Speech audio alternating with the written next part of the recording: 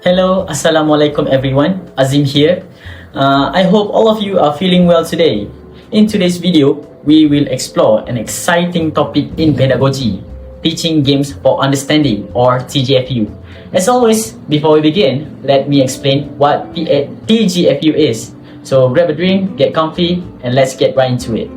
In our class during week 3, Dr. Fahim introduced us to the teaching method of Teaching Games for Understanding or TGFU. TGFU is a pedagogical model introduced by Thorpe in 1986.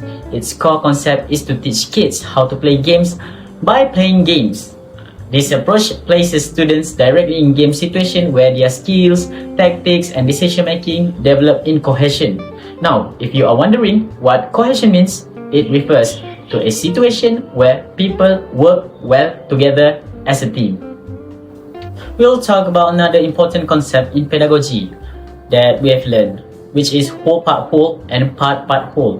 These are instructional strategies that help learners develop skills effectively, but they approach the learning process differently.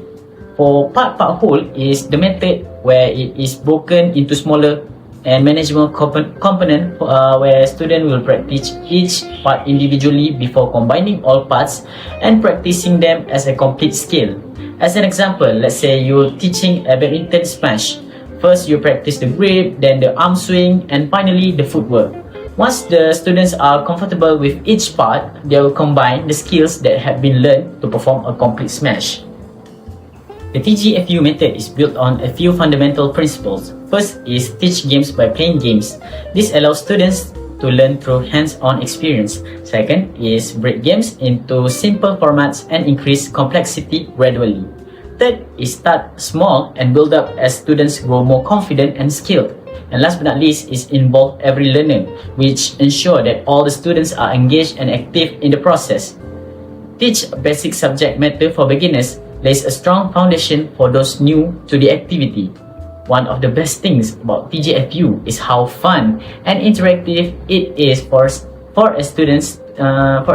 It encourages them to take ownership of their learning by focusing on improving their gameplay instead of relying solely on the traditional structure of warm-ups, skills, drills, modified games, and actual games.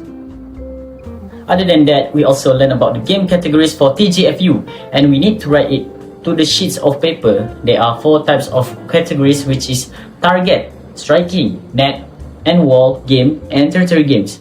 Most of us write football and baseball for striking, archery and golf for target sport, baseball and netball for territory, and squash and handball for net and wall games.